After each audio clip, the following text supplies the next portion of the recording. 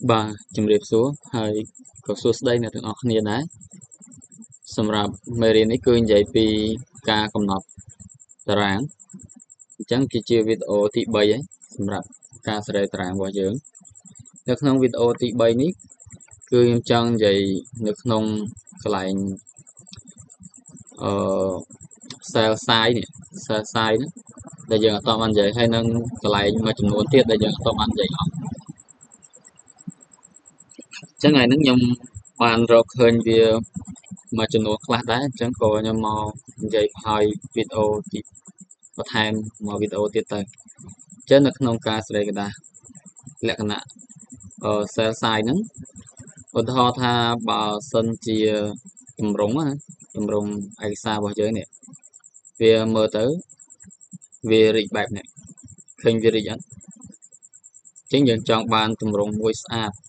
អត់ឃើញរីកវែងអញ្ចឹងណាអញ្ចឹងយើងអាច select ទៅលើតារាងរបស់យើងមកអញ្ចឹងយើងចូលមកក្នុងប្លុក tab layout ចូលមកកន្លែង auto fix នេះហើយយើងជ្រើសរើសកន្លែង auto content នេះមកអញ្ចឹងវានឹងបដូរទៅជារាងបែបនេះ auto content ហ្នឹងមានន័យថាអក្សរនៅក្នុង column របស់យើងហ្នឹងវាវែងត្រឹមណាគឺវាអស់កន្លាហ្នឹងមកដល់ត្រឹមនឹងឲ្យយើងអញ្ចឹងវាធ្វើឲ្យតារាងហ្នឹងវាតូចឬក៏យើង select ទៅលើតារាងទាំងអស់យើងព្រីអក្សរទៅអញ្ចឹងតារាងហ្នឹងក៏វារីកតាមនឹងដែរហើយកន្លែងខាងក្រោម auto fix window ហ្នឹងនៅពេលដែលយើងប្រើគឺរីកដូចមិនចឹងគឺវាបរិចវាប៉ុនទំហំសាច់ក្រដាសដែលយើងប្រើនៅក្នុងកុំព្យូទ័ររបស់យើងហ្នឹងណាអញ្ចឹងនៅពេលដែលយើងចុចវាទៅគឺវារីកបែបហ្នឹងហើយខាងក្រោមនេះគេជួសជុលថា fix column ចាកន្លែងហ្នឹងគឺសម្រាប់ជួសជុលបន្ទាប់មកទៀតមានកន្លែងមួយទៀតដែលយើងត្រូវដឹងដែរអញ្ចឹងកន្លែងហ្នឹងវាសំខាន់ដែរពេលដែលឧទាហរណ៍ថាកឡោនរបស់យើងខូចដូចថាយើងពិបាកសេរីវាខូចច្រើនអញ្ចឹងនេះអញ្ចឹងអានេះខូចជួដេកណាជួដេកតែនៅបន្ទាត់ឈរអញ្ចឹងបន្ទាត់ឈរនេះគេហៅថា roll អញ្ចឹងយើងចូល select លើវាម៉ៅ select លើសញ្ញាបូកមកបន្ទាប់មកទៀតយើងប្រើម៉ៅ menu ម៉ៅខាងស្ដាំរបស់យើងអូសមករកកន្លែង table properties ហ្នឹងមកតបមកវានឹងលោតមកវាមានតារាងនៅក្នុង table ហ្នឹងទី1គេដាក់ថា table នេះគឺកន្លែងសេរីកន្លែងterm arrangement និយាយពី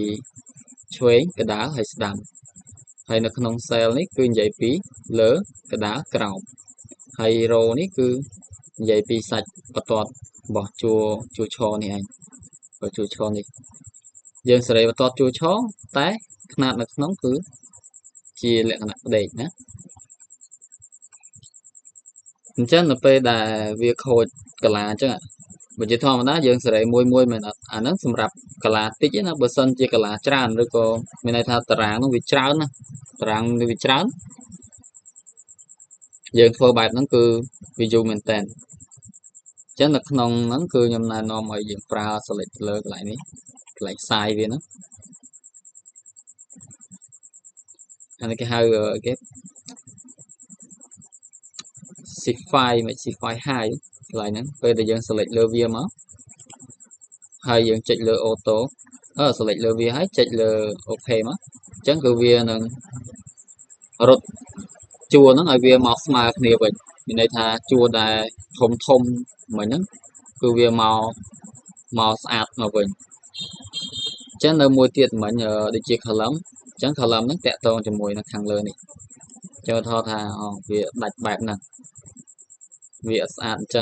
ចឹងយើងអាចសេរីវាបានយើងចុចលើម៉ៅ menu មកយើងប្រើកន្លែងហ្នឹងដដែល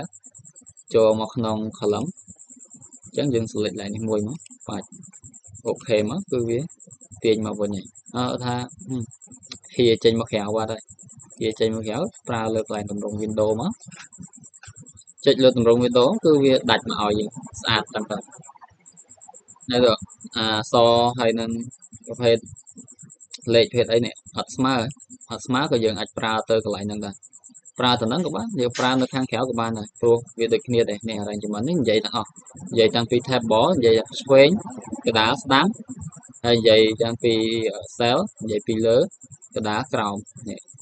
នៅកន្លែងស្មើ menu នេះយើងបើកវាទៅគឺឃើញនេះកន្លែងមិញអញ្ចឹងកន្លែងនេះវាយើងចង់បានអក្សរនៅកណ្ដាល select វាមក cell នេះយើងដាក់ចំកណ្ដាលដែរមកអូខេអញ្ចឹងអក្សរហ្នឹងវារត់មកកណ្ដាលព្រោះថារត់អត់មកកណ្ដាលទៀតអូសលើវាហាច់អញ្ចឹងការសេរីគឺបែបហ្នឹងអញ្ចឹងដូចជាអស់ហើយមានអីច្រើនទៀតទេដូចជាអានេះក៏ជាកន្លែងសេរីផ្សាយវាដែរតើមួយការទាញឆ្វេងស្ដាំបន្ថយឆ្វេងស្ដាំរបស់វានេះនិយាយពីលើក្រោមសាច់កាឡាអញ្ចឹងយើងអាចសេរីនៅកន្លែងហ្នឹងក៏បានដែរចាប់ទាញវាទៅមើលទៅកាឡាស្អាតមិនស្អាត